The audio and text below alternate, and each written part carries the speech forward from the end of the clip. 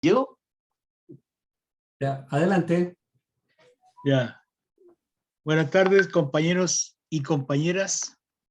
Hoy día tenemos un conversatorio con nuestra amiga y compañera Natalia Enríquez. Ella es de profesión médico del Hospital San José, egresada de la Universidad de Santiago, expresidenta del Colegio Médico Regional Santiago, actualmente es constituyente elegida por el Distrito 9, por la lista del pueblo en ese momento. Hoy es parte del movimiento Pueblo Constituyente. Bienvenida, Natalia, y esperamos tener un conversatorio que tú nos aclares cómo va el proceso, cómo lo ves tú, para, digamos, después hacer una ronda de consultas de nuestros compañeros. Así que te dejamos 10 minutos para que nos cuentes tu mirada del proceso. Súper. Bueno, primero que todo, un gusto verles y poder compartir este espacio. Les voy a hacer como un súper breve resumen de lo que llevamos hasta ahora en el proceso constituyente. Nosotros tuvimos la instalación y 3 meses de trabajo para generar los reglamentos. Hechos esos reglamentos, quedaron establecidas las 7 comisiones para generar lo que nosotros llamamos normas permanentes, que son las que van a ir en sí en el texto constitucional y que van a perdurar en el tiempo. Por eso le decimos llamarles permanentes para hacer la diferenciación con las transitorias, que voy a llegar a eso al final. Y nos dividimos en 7 comisiones. En la comisión sobre sistema político, que fue la comisión 1, la comisión 2, que fue sobre principios, nacionalidad, ciudadanía, la comisión 3 sobre forma de Estado, la comisión 4 de derechos fundamentales, la comisión 5 de medio ambiente, ecología, modelo económico, la comisión 6 de sistemas de justicia y la 7 de sistemas de conocimientos, cultura, arte, patrimonio. Esas 7 comisiones estuvieron trabajando cada una respecto a los temas que se definieron por el reglamento general, fueron evacuando informes que fueron votados en el pleno, aquellas cosas que fueron rechazadas, al principio no lograron 2/3, volvieron a las comisiones para ser reformuladas, de ahí venían las segundas propuestas, que eran las últimas, lo que nosotros le llamamos como el muere-muere, porque o pasaba con los 2/3 o ese contenido moría, y así fuimos aprobando el contenido de las distintas comisiones hasta llegar al 16 de mayo, la semana pasada, en que el día lunes en Antofagasta se hizo la entrega del borrador. Ese borrador contiene 499 artículos, están numerados así de manera consecutiva, pero como provienen de distintas comisiones, no les parezca extraño que van a haber muchos números 4, como artículos 4, artículos 12, porque fueron los números que se le dieron en sus comisiones. Pero el borrador lo tiene numerado de manera consecutiva hasta el 499, y luego de esta entrega de borrador, lo que viene es la instalación, y que se hizo casi de manera paralela, de 3 comisiones que están funcionando en estas semanas. Una de ellas preámbulo, que acaba de terminar una propuesta de preámbulo. La otra comisión es transitorias, que también va a terminar pronto y que son las que está generando las propuestas de normas transitorias, que es el contenido que va a decir cómo vamos a pasar de la Constitución actual a lo que esperamos sea la Constitución futura en este tránsito legislativo.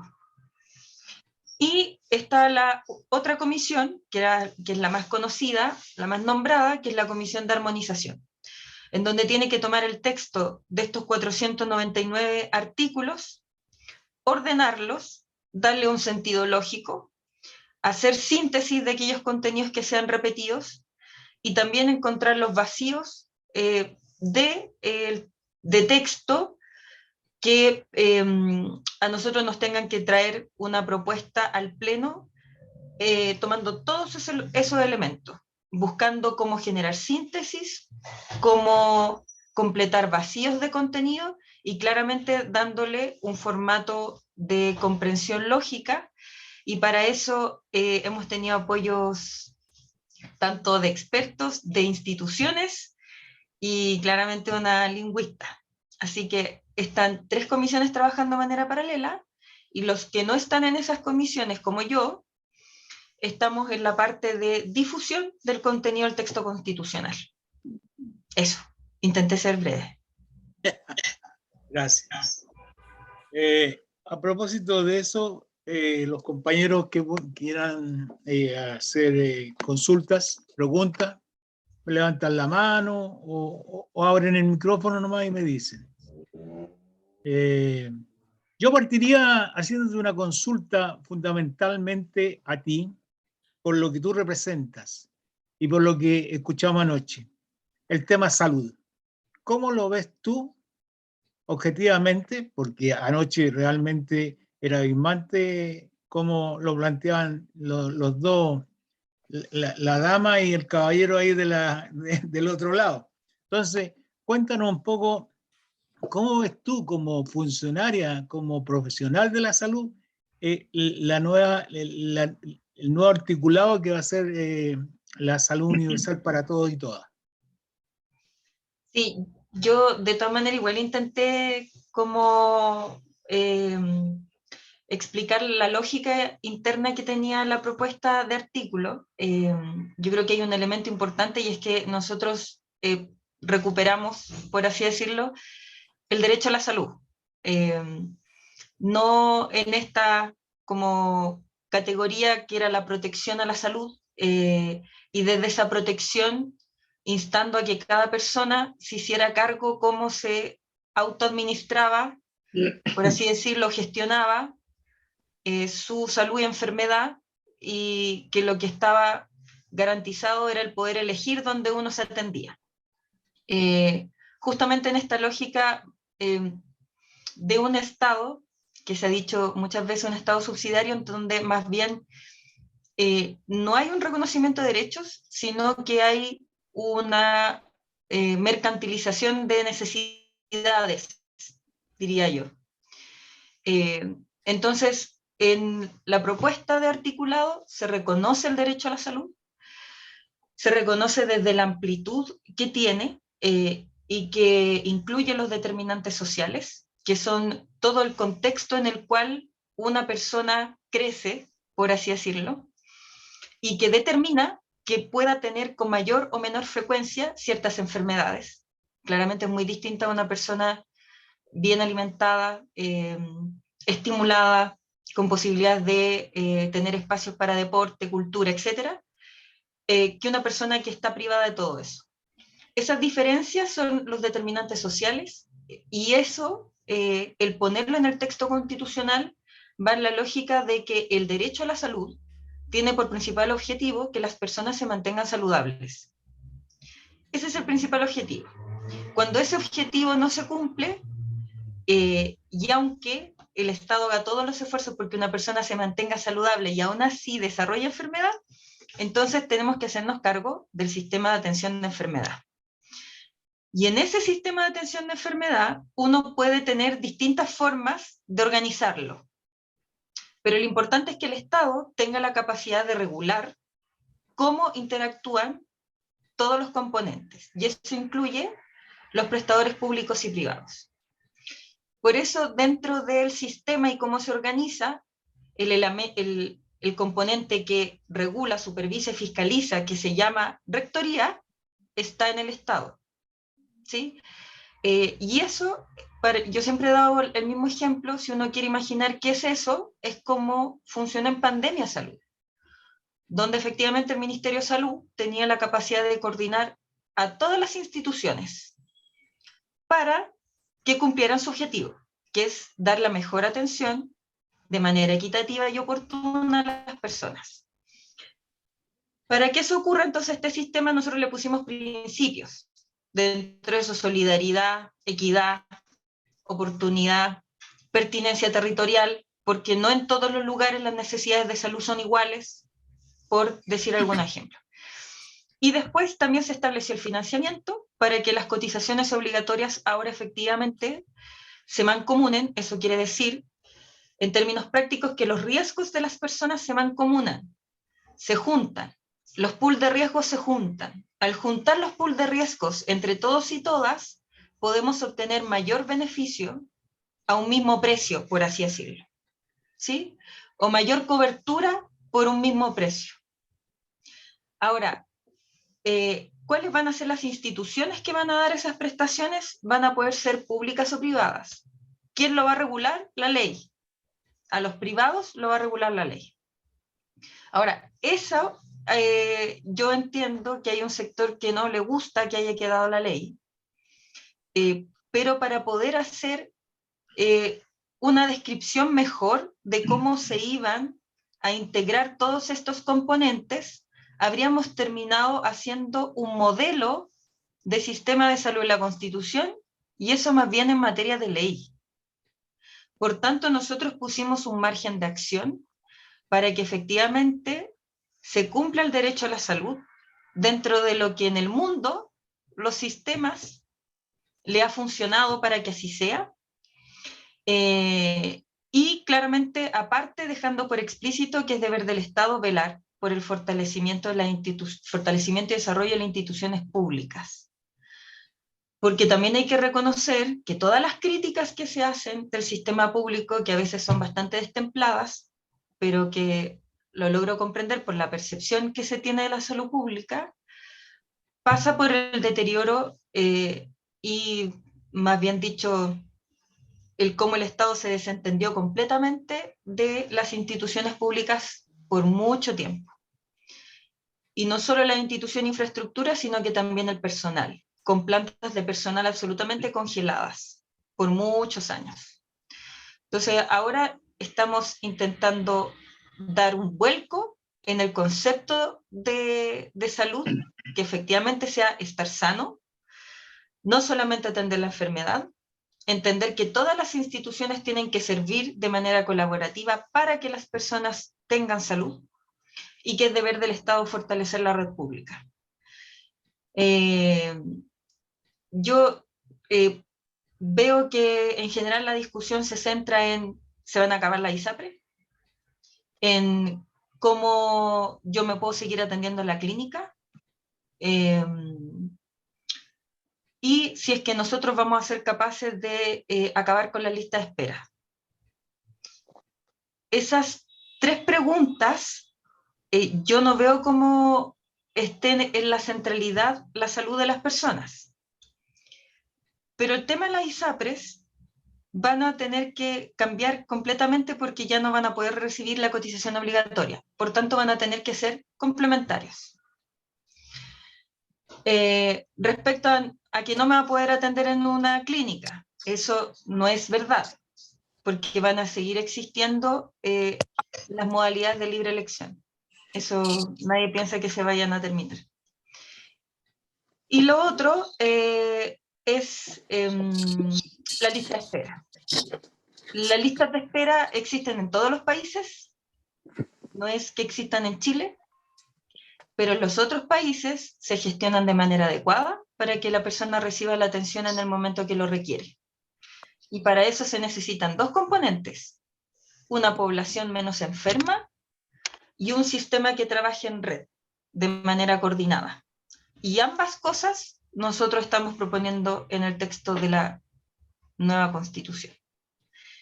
Eso, también intenté ser breve, pero es complejo. No, está bien, está bien. Me quedó claro, clarísimo. Luis Fuentes. Hola Natalia, buenas tardes. Hola, Luis.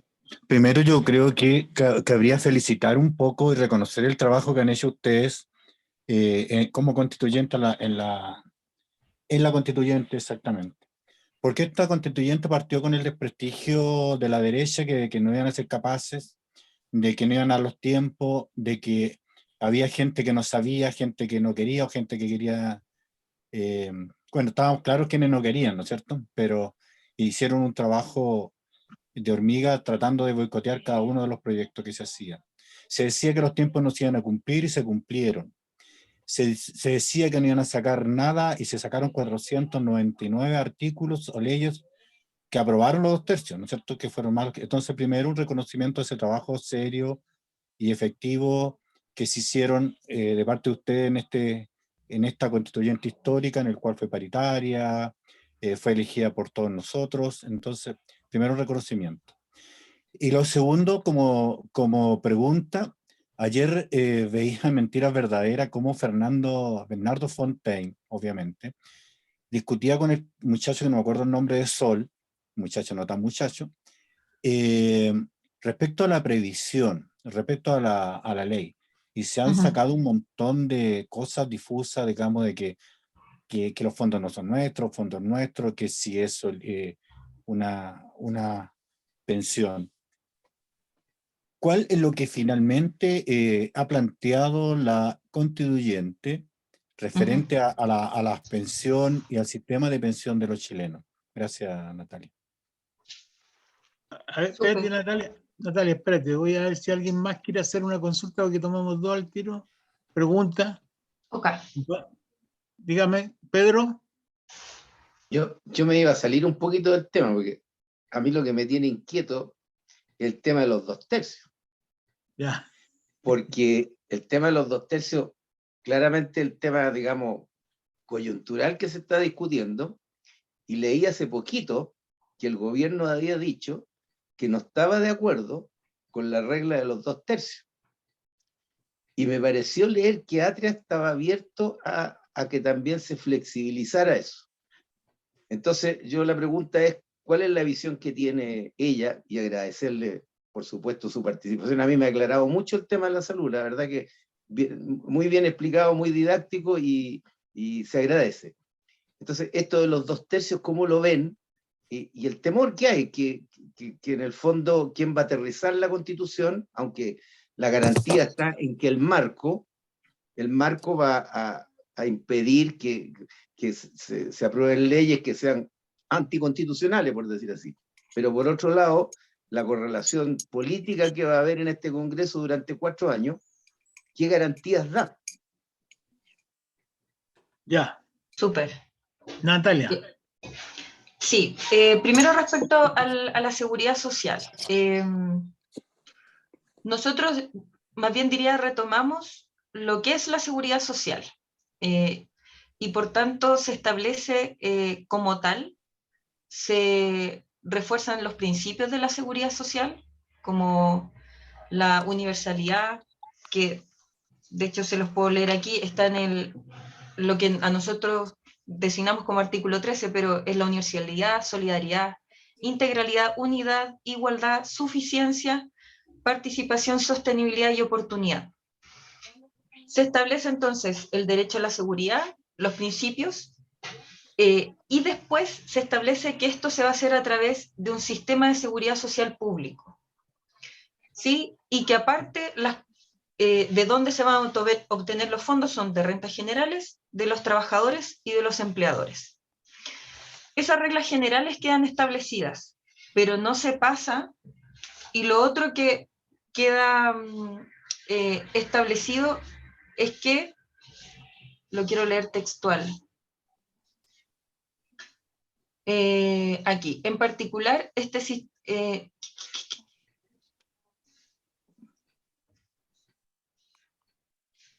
me dan un segundo, es que quiero ver el tema de la suficiencia, que está como principio,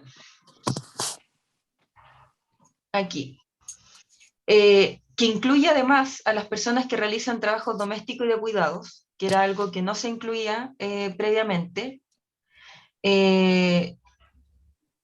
y que le corresponderá al Estado definir la política de seguridad social. O sea, se le entrega al Estado la política y al Congreso la generación de la ley. ¿Esto por qué? Porque efectivamente diseñar un sistema de seguridad social es complejo, y dos, que no había acuerdo. No había acuerdo hacia dónde tenía que transitar en lo concreto, cómo tenía que ser este ente.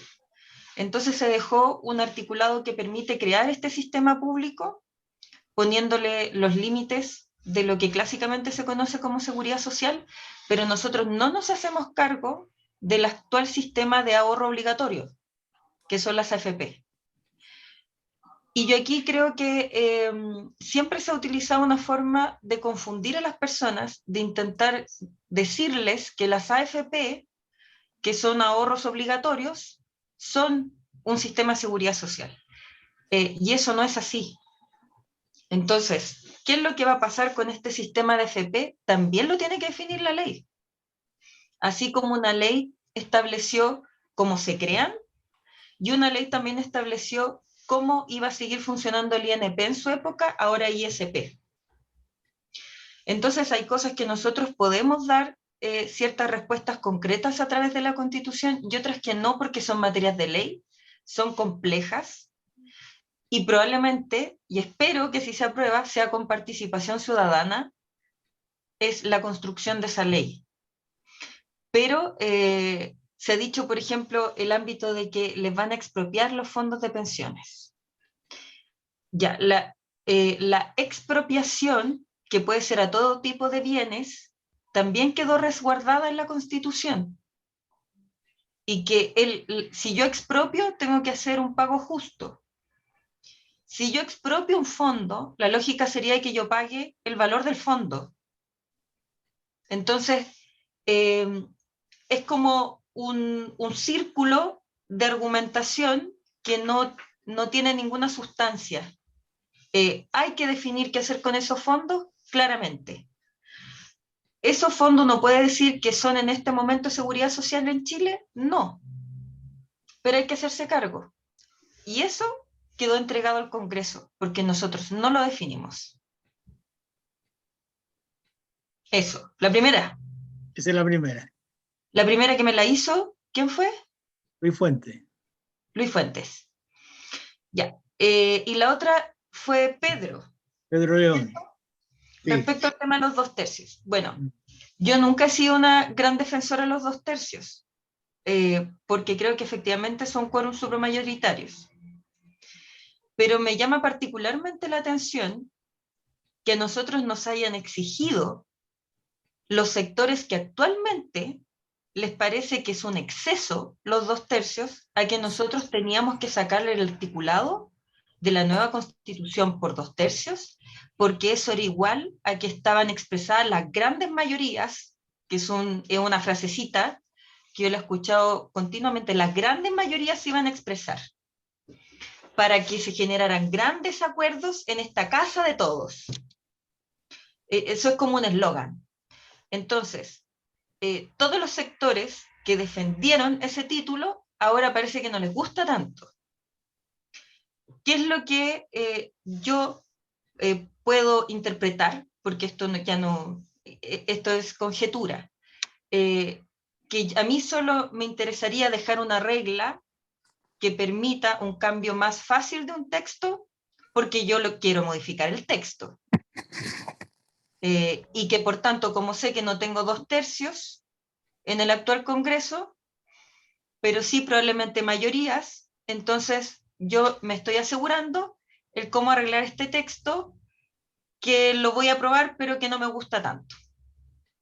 Ahora, no me gusta lo que quedó en términos políticos, no me gusta lo que quedó en términos de derechos. ¿Qué es lo que nos gusta? Es una conjetura.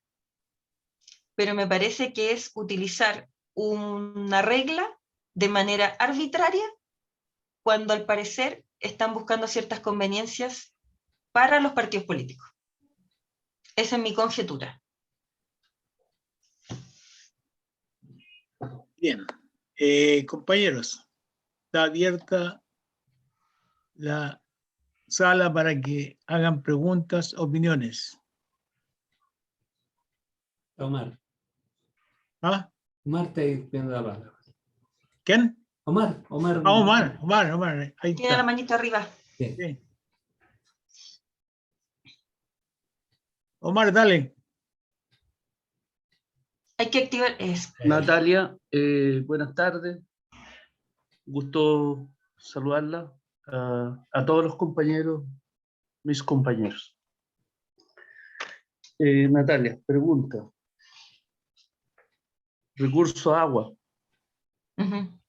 Su aseguramiento de suministro a la población, considerando las situaciones visibles de escasez de agua, de sequías, versus versus consumo de la minería, la agricultura, entiéndase, forestales, principalmente. ¿Cómo vio la convención y las resoluciones al respecto, Natalia? ¿Qué panorama se nos viene? Sí, el tema aguas se vio en la Comisión 5 de Ecología y Modelo Económico, que no deja de tener mucha significancia el contenido de esa comisión. Hubo mucha resistencia a sacar la propiedad del agua y generar este concepto de los bienes comunes naturales. Pero finalmente quedaron establecidos los bienes comunes naturales como inapropiables. No todos, algunos, pero dentro de eso el agua, el aire y otros. Como bienes comunes inapropiables no se puede tener propiedad del agua.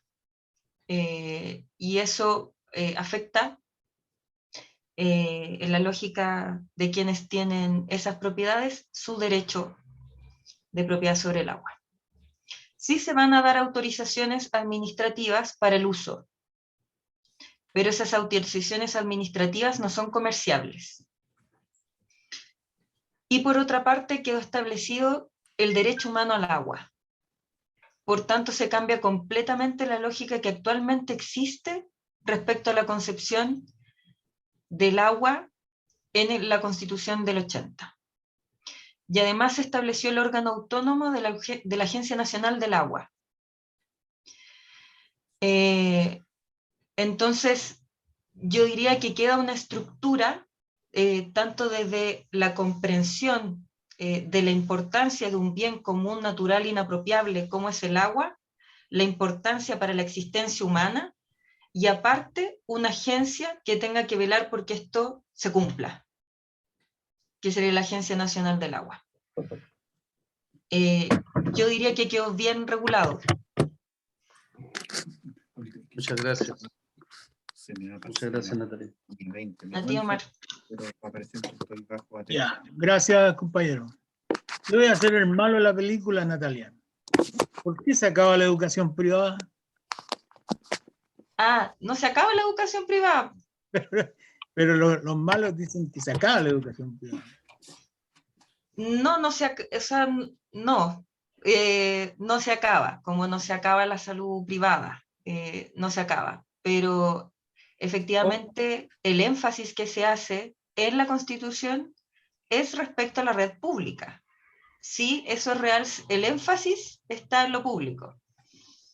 Pero eso no quita que pueda haber tampoco pago a instituciones privadas, pero que deben ser sin fines de lucro y que participen del Sistema Nacional de Educación. Lo que pasa es que aparte en educación se hace mención de un Sistema Nacional de Educación y un subsistema público, que ese es el que se busca fortalecer de manera importante. Yo diría que esa es la gran diferencia. Y aparte, que hay un reconocimiento igual aborda el contenido y el objetivo, los fines de la educación, los principios de la educación. Es un articulado muy inspirador, por así decirlo, de lo que uno tendría que esperar como sociedad que genere la educación. Aparte se reconoce en todo el ciclo de la vida, se le da un especial reconocimiento también a las profesoras y profesores, que era algo que es fundante para que exista la educación, este reconocimiento a las profesoras y profesores. Se mantiene la libertad de enseñanza, pero la lógica de libertad de cátedra. También el hecho que los padres y tutores tengan el derecho y el deber de educar a sus pupilos, pero también en equilibrio o en armonía con la autonomía progresiva de las niñeces y adolescencias. Gracias. Me quedó claro.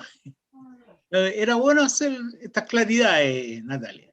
Compañeros, por favor, los compañeros que apaguen sus micrófonos, por favor, después cuando vayan a hacer alguna, porque sabe, ahí ya. Compañeros, consultas. Pedro, tú querías, Emilio, ¿quién?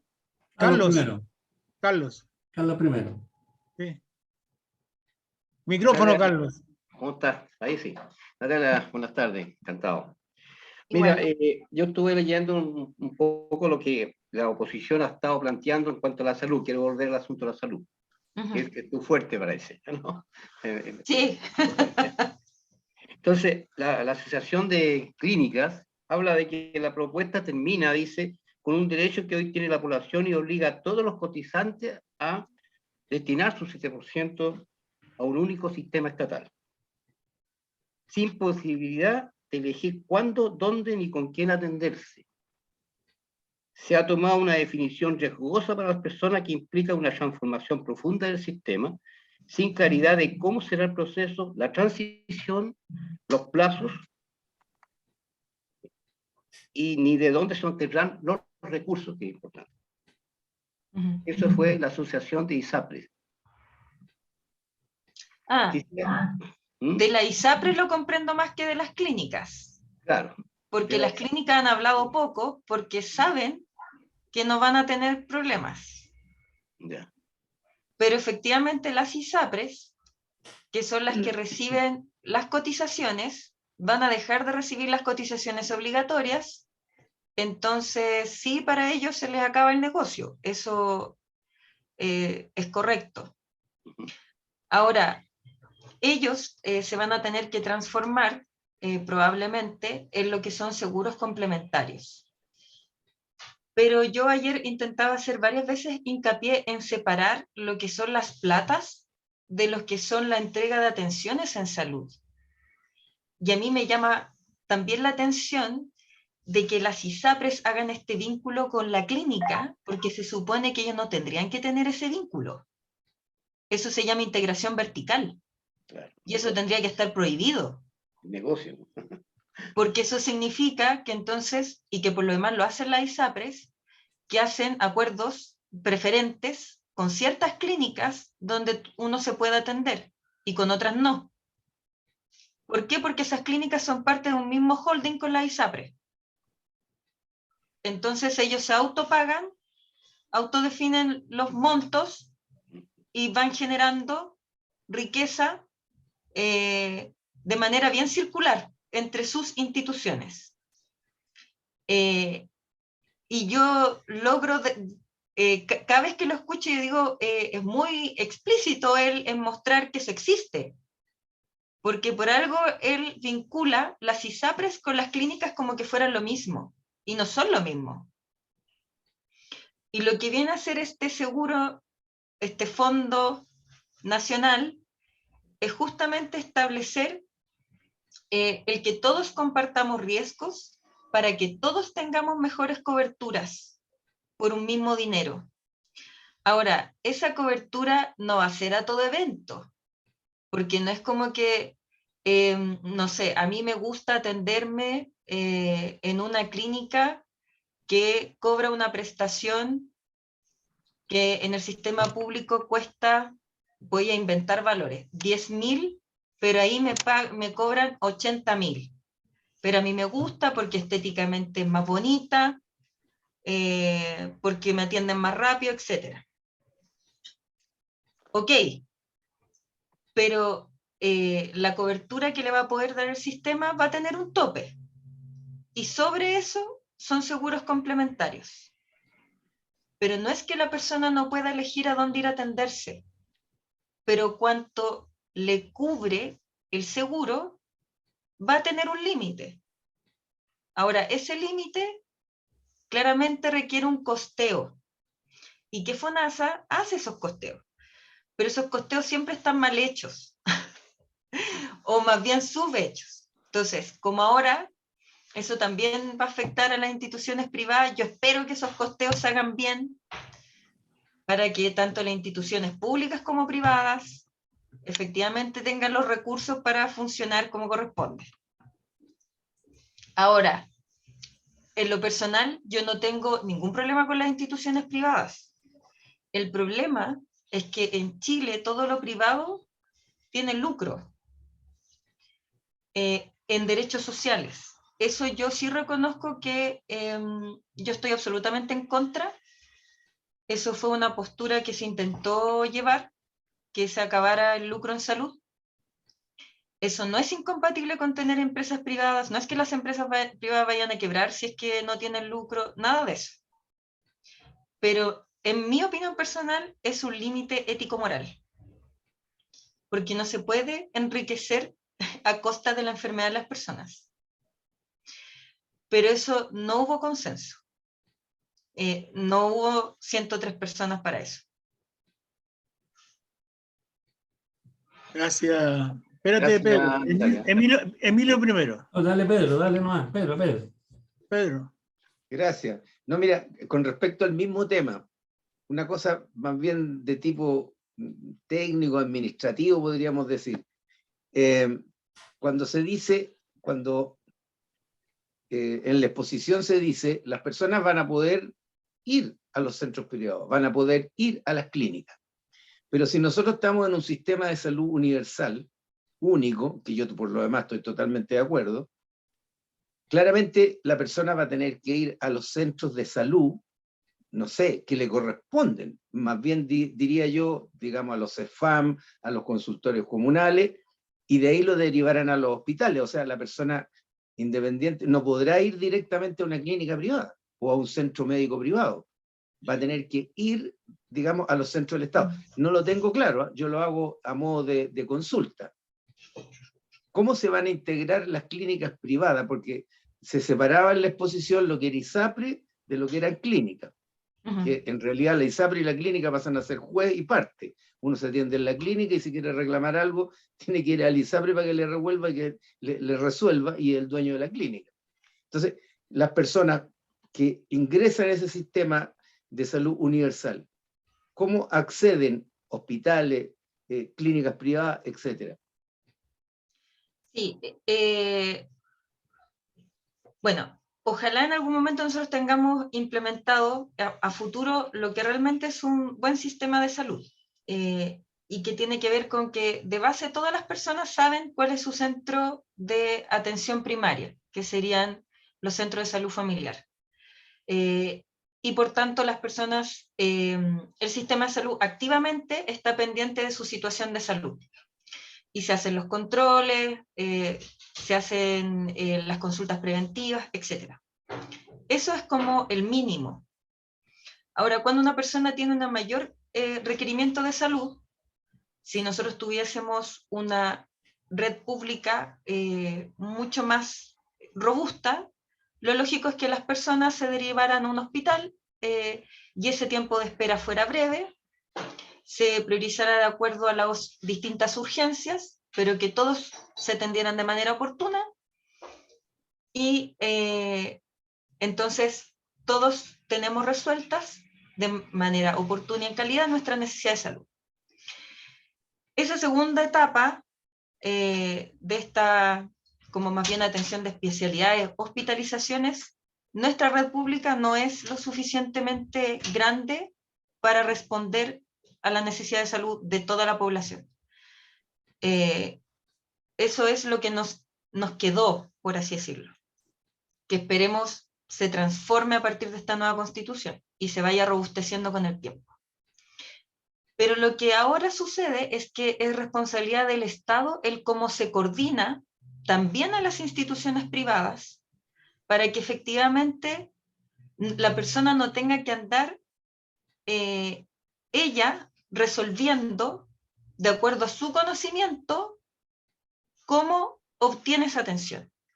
Porque muchas veces las personas pagan altos costos para que sean atendidos en la salud privada, pero esa atención no es de calidad ni le resuelve el problema. Eso no va a quedar prohibido. Si una persona lo quiere hacer, lo va a poder hacer igual. Pero lo importante es que ante todo va a ser el Estado el que va a tener que tomar la responsabilidad de ojalá gestionar las necesidades de todos de manera oportuna, cosa que nadie tenga que recurrir a tener que ir tomando elecciones por fuera, que no es garantía de que le resuelva su problema. Sí, yo creo que aquí también hay una falsa ilusión de que porque yo voy y pago, a mí me solucionan el problema. Porque no todos sabemos elegir bien en salud. No todos saben elegir bien un buen médico. Entonces, esa es como la ilusión de la elección, que siempre es buena.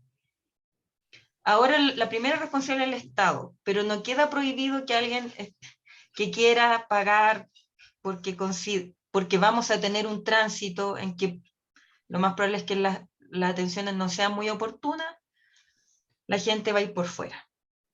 Pero tendremos que transitar a este otro modelo. Pero las clínicas no estarían integradas dentro del sistema. Estoy pensando en educación. Una universidad privada puede recibir alumnos que tienen gratuidad del Estado. O sea, quedan incorporados los estudiantes a un sistema que funciona sobre la base de los recursos del Estado, tiene gratuidad. En el caso de las clínicas privadas, le hace Santa María, qué sé yo, Dávila, Clínica Alemana, no quedarían integradas dentro del sistema de salud universal como una opción para atenderse, como decir, una universidad, yo obtuve la gratuidad, puedo ir a una universidad privada porque el Estado me coloca ahí como estudiante y yo lo elegí y me coloca ahí. Ese paralelo. Claro, de hecho sí quedan integradas, pero el cómo se integran queda la ley. Ya. La Constitución no establece el cómo se integran, sino que los requisitos los va a tener que establecer la ley. Ahora, lo bueno es que tanto la regulación como la supervisión y fiscalización queda al Estado para todas las instituciones, sean públicas o privadas. Así que las políticas de salud se tienen que aplicar en las instituciones públicas y privadas. Eso sí. Pero, Natalia, para ir más al terreno, si en un hospital público un día cama cuesta 50.000 pesos, vamos a poner, Ajá. y tú vas a un hotel de la Bupa, el día cama cuesta 150.000 pesos. ¿Ah? ¿Va a haber por parte del Estado o por parte del sistema un paralelo, digamos, a lo que cobran las clínicas por los días cama? O sea, indudablemente que fuera de lo que da el Estado, lo que va a dar el Estado, que no se sobrepase en ese cobro. Es, Bueno, es como un voucher. No, porque ahí por lo demás la compra la hace el Estado. ¿Sí? Es distinto cuando uno se autogestiona a cuando lo gestiona el Estado. Porque entonces ahora el Estado es el que compra los requerimientos. Yo compro y que existen distintas modalidades. Pero es como que yo le diga, en mi caso, Servicio de Salud Metropolitano Norte, el Hospital San José siempre está sobrepasado respecto a las atenciones de maternidad. Siempre. Entonces ellos tienen una compra establecida de atenciones de maternidad con la clínica de la Universidad de Chile. Ahora, como el Estado se va a volver esta entidad pública que va a recibir todos los fondos, se va a volver un gran comprador, entonces también tiene la capacidad de negociar mejor los precios. Y por lo demás, tiene que estar acorde con los principios que nosotros establecimos para el sistema. ¿Sí? Entonces, las compras se tendrían que hacer mucho mejor. Quien tendría que gestionar las listas de espera para todos y todas sería el Estado, y eso tendría que... De hecho, las listas de esperas tendrían que funcionar mucho mejor. Porque las personas no tendrían que estar como gestionando su necesidad, sino que sería el Estado el que tendría que coordinarse entonces con los prestadores privados. Como se hizo en la pandemia, como yo no tengo cama aquí en Santiago, necesito mover gente. Bueno, necesito mover gente a las instituciones de la Fuerza Armada, a instituciones privadas, a una región si es necesario, pero lo importante es resolver la necesidad de salud de la persona. Bien. Emilio, tú Sí. querías... Sí, pero dejemos a Jorge, que es un hombre que está ligado a la parte de la salud en Puerto ¿A Montt. Jorge? Ya. Él es de Puerto Montt. Ahora, Activa tu micrófono, Jorge. Activa el micrófono. Estaba recién. O haz la pregunta por chat, ¿puedes hacerla? Ya, ahora sí. Ahora sí, eso. A ver, Ah. Natalia, en primer lugar, saludar y valorar el trabajo que han realizado y al punto que han llegado. La verdad que la campaña que hizo la derecha por ablandar a los constituyentes fue tremenda, y llegar a lo que hemos llegado hoy día, a entender la salud como un derecho, la verdad es un tremendo punto inicial. Pero las últimas intervenciones de los compañeros como que nos va entrando al tema de fondo, al lucro de la salud. ¿Quién va a poner los precios? Porque debemos de entender que más del 50% de los profesionales de la salud trabajan para la ISAPRE para atender solamente a 3 millones de ciudadanos, y el otro 50% para atender al 80% de la ciudadanía. Entonces, la pregunta es, ¿quién va a fijar los precios y cómo se van a fijar?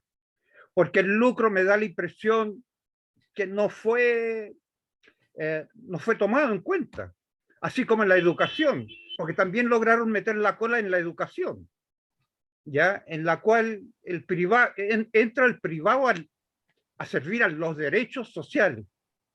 Y ahí viene la pregunta, bueno, ¿cómo va a intervenir el privado si él quiere buscar el lucro? Porque detrás de la salud y de la ISAPRE tenemos corporaciones transnacionales en esto. Entonces, el lobby que han hecho ha sido pero tremendo. Entonces, pareciera ser, y hablo de la ignorancia, Natalia, ¿cómo se va a resolver esto? Porque al final de cuentas es el dinero. Justamente hoy día lo que la población estaba pidiendo. Oye, dejemos el dinero como el Dios santo, sino que actuemos como un derecho, que no sea una salud para ricos ni una salud para pobres, una salud para todos, uniforme. El que quiera pagar más, que pague la hotelería, que pague la enfermera, etcétera. Pero para el 80% de la población, lo que requiere que es la solución ya, ahora.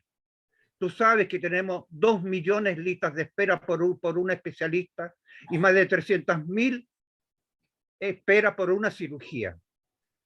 Tenemos déficit. Claro, si al Estado los desbancaron, ¿cierto? Le quitaron su capacidad para poder resolver. No esperamos de la noche a la mañana, pero sí un proceso en el cual quede, digamos, medianamente visto. Porque si lo vamos a dejar a la ley, o sea, ya quedó. Y eso significa seguir postergando las necesidades de la población, que ya por más de 10 años su primer sentimiento y necesidad era la salud. Y hoy día, lamentablemente, creo que no se logró todo lo que se quería. Y ahí donde viene la pregunta. ¿Qué elementos se tuvieron en cuenta para no dejarlo medianamente claro? Porque lo mismo te pregunto, ¿qué elementos se tuvieron, cierto, para no tener la nacionalización de nuestros recursos básicos? ¿Qué elementos tuvieron en juego ahí para no llevarlo a la realidad? No sé si me entiendes, Natalia. Sí, ahora yo no sé si tengo todos los elementos para dar la respuesta, pero bueno, probablemente manejo mucho más elementos en salud que en el ámbito de la minería, que entiendo que es la última pregunta. Pero respecto a la salud, yo diría que hay que partir de la base de que la mayoría de las personas con las que nosotros dialogamos, incluyendo dentro de la constituyente, crecieron conociendo un modelo de salud. Y crecieron sabiendo, como dando como un hecho en sí, sin preguntarse el por qué, que la salud pública es mala. Eso como un hecho. Sin preguntarse respecto a la causa, o si es que efectivamente es mala. Porque la mayoría de las personas que legislan no se atienden ni atienden en la salud pública. Entonces, claro, cuando uno ve la televisión, la lista de espera, la gente fuera de la urgencia, da temor. Y todas las personas que han llegado a las urgencias, yo comprendo que tengan temor, como que todo se vuelva público. Y lo que no es público, inmediatamente es privado, y hay una valoración respecto a que lo que se paga es bueno. Entonces hay ciertos paradigmas creados que no son fáciles de romper. Y que probablemente personas como yo, que trabajo en el sistema público, que tengo formación y que soy magíster en salud pública, yo me he deconstruido, por así decirlo, de este concepto de que hay que pagar por la salud. Pero eso no es así en lo general. Y no es así en la lógica de qué es lo que se comprende lo privado, como algo que hay que limitar el abuso, de que puede existir, o sea, la iniciativa privada no es mala en sí, pero es que en Chile es francamente abusiva, no rige ningún parámetro, y si quiere hablar del fin de lucro, es como que uno fuera a destruir el privado, porque entonces no va a poder sacar utilidades de 80 millones, entonces es como... es bien particular lo que es obvio, que en otros países del mundo no es obvio. En la mayoría de los otros países se entiende que la salud es un derecho, que es un derecho social y que es deber del Estado. Es que ahí donde el abuso se elimina, porque yo te digo, hoy día FONASA le paga al hospital 200 lucas por el día cama. Sin embargo, la clínica privada te cobra por esa misma cama, por el mismo uso te cobra 1.200.000. Sí. Entonces, yo pregunto, ¿va a estar dispuesto el sector privado a que se le paguen los 200? Porque ese es el valor que tiene FONASA. Porque ¿qué sacamos? Que el día de mañana a lo mejor la ley va a decir, no, en realidad la cama no vale 200, vale 800. Pero esos 800 los vamos a pagar todos. ¿Te fijas? Y al final de cuentas vamos a seguir postergando al 80% de la población. Compañero Jorge, déjala que termine porque resulta que tenemos un compromiso con ella de términos del conversatorio. No, pero yo puedo responder lo que me pregunta Jorge Sí, brevemente. no, responde, no, pero si no es para que la consulta sea concreta. Sí, ya la hizo. Claro, hay cosas en el margen de lo ideal que a mí me hubiese gustado que fuera distinto en mi fuero personal, y que hubiese quedado por explícito que los prestadores privados son sin fin de lucro, y me hubiese gustado mucho más también poder regular lo que iban a hacer los seguros complementarios, para que efectivamente fueran complementarios. También me hubiese gustado regular que ninguna persona tuviera que caer en gastos catastróficos, también, pero hay cosas que no iban a pasar los 103 votos. Entonces, hay ciertas soluciones que también se dejaron a la ley, como la integración de los privados, porque creo que como sociedad necesitamos hablar más de esto. Y ojalá también intentar cambiar la percepción que se tiene del rol de los privados y del lucro en salud. Y eso requiere más tiempo. Y en los 7 meses en que nosotros tuvimos para escribir en la Constitución, no fue posible. Entonces, ¿cómo se regulan los privados que habla la ley? Pero van a tener que estar bajo los principios del sistema, en donde está la equidad, donde está la solidaridad, donde está la eficacia, donde está la calidad. Así que de ese margen tampoco el legislador se puede escapar. Pero falta tiempo de diálogo, y yo creo que falta que todos hagamos más diálogo político. Eso. A ver la última, ¿alcanzamos la última? ¿Emilio? Sí, pues sí, estamos. si me permiten, pues, quiero, Natalia, bueno, aparte de agradecerte plenamente a nombre de la corporación tu participación, pero quiero llevarte un poquito más a una cuestión más, lo último que tú decías, una cuestión más política. La Constitución la vamos a aprobar el 4 de septiembre. ¿Ya? Y de eso estamos seguros, o sea, nos vamos a jugar por eso. Y nosotros estamos en esa campaña. ¿Y cuál sería el proceso posterior de la aprobación de la Constitución? ¿Hay un plazo para implementarla? ¿Hay un tiempo que el Congreso tiene que mirar? ¿Hay discusiones que se van a dar en el Congreso? ¿Vamos a tener que rodear al Congreso nuevamente? ¿Vamos a tener que salir a la calle? No sé. ¿Cómo ves tú ese panorama a futuro? Uy, yo ese panorama en este momento lo veo incierto, porque estamos en las transitorias. Y las transitorias son las que justamente tendrían que venir a darnos luces cómo va a ser. Ayer se partió la votación de lo primero que va a salir como texto en las transitorias y hoy día terminan de votar. Así que me he intentado mantener informada, pero yo les miento si les digo que estoy 100% segura de que es lo que se lleva aprobado hasta ahora. Pero las transitorias tienen que venir a responder justamente eso. Si no existiera ninguna transitoria, significa que la Constitución empieza a funcionar de forma tácita en el momento que se promulga. Ahora, eso genera complicaciones, porque hay que adecuar la legislación, entonces lo que no es compatible con la Constitución, ¿qué pasa? Implementamos todo de una vez, implementamos el Estado regional, implementamos los derechos sociales, ¿qué implementamos? Respecto a los costos, a todo esto, de manera general, quedó el principio de progresividad. Así que tampoco es como que todo se va a implementar de manera uniforme al mismo tiempo, que es como la caricatura que también hace la derecha.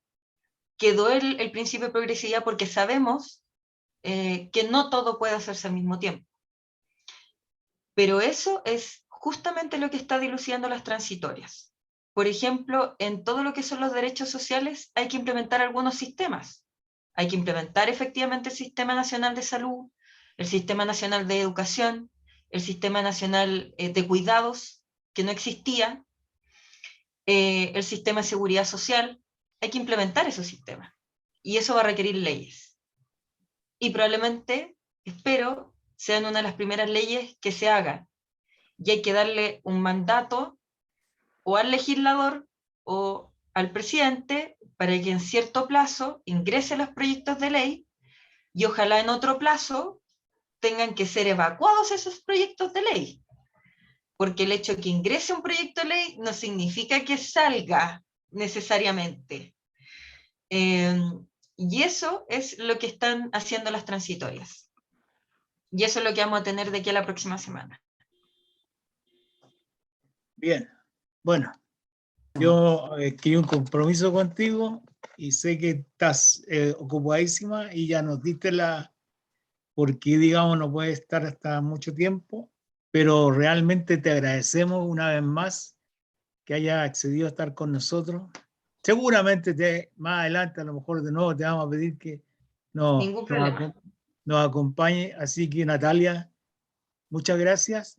Y que tengas, digamos, de aquí para adelante una buena y favorable gestión, dada los principios que tú tienes de cambio de esta constitución, de que sea tal como todos pensamos, una nueva constitución para cambiar Chile. Así que tengas un buen fin de semana y nos vemos en otra oportunidad. Y a mis compañeros agradecerle a todos, después te dejo, y agradecerle a todos su presencia. Natalia, despídete. Sí, bueno, Fernando, muchas gracias a ti por la invitación, por estar siempre, de hecho, buscando generar estas instancias de diálogo. El proceso constituyente no se acaba cuando nosotros dejemos de trabajar. Claramente yo voy a manejar información sobre ese texto que creo que puede ser útil, así que siempre a disposición, después de hecho voy a tener más tiempo, así que siempre a disposición de poder volver a reunirnos, porque creo que hay que dialogar y hay que convencer, ojalá. Y yo también lo invitaría a que puedan hojear el borrador, busquen sobre todo lo que quedó como democracia directa.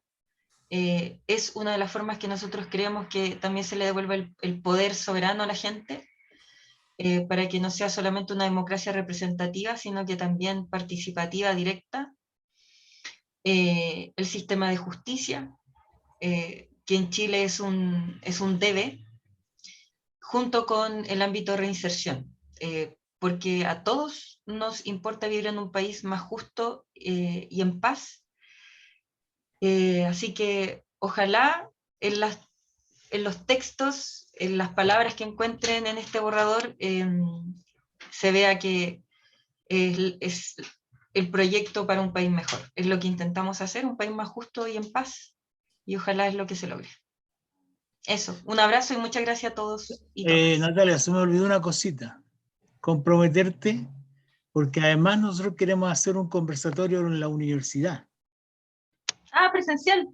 Presencial, ver Sí, yo cómo lo feliz. hacemos presencial. Además, digamos, tenemos que, yo sé que los tiempos de ustedes están medio complicados, pero veamos un poquito más adelante, cuando ya estén más desocupados de los tiempos, a ver si hacemos este conversatorio presencial en la universidad. Contigo, con Marcos Barraza, no sé, pues ahí vamos a ver unos tres constituyentes para hacerlo presencial, nosotros patrocinarlo dentro de la universidad. Súper. Y Compañera Elisa Loncón Natalia. también es profesora. Compañera Natalia, Sí. compañera Natalia, una pregunta. Estoy autorizado por la CUT Maipú Zonal Cerrillo para hacer un conversatorio de salud. ¿Usted aceptaría, compañera? De aceptar, acepto, quiero, pero que Fernando le comparta mi contacto para que coordinemos bien la hora y el día. Sí, al final eso siempre termina siendo el tope. Muchas gracias, muchas gracias. Ya.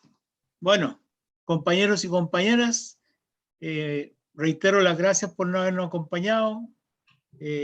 Hubieron 14 compañeros y compañeras en esta sala. Sabemos que después vamos a tener varias visitas en Facebook, en Instagram, y esperamos la próxima semana. Estamos ahí, a lo mejor tener un nuevo conversatorio. Estamos pensando en conversaciones con Claudio Nash, que es un académico que varios lo conocen, político, politólogo también, y así que le estaremos comunicando cuándo va ese conversatorio la próxima semana.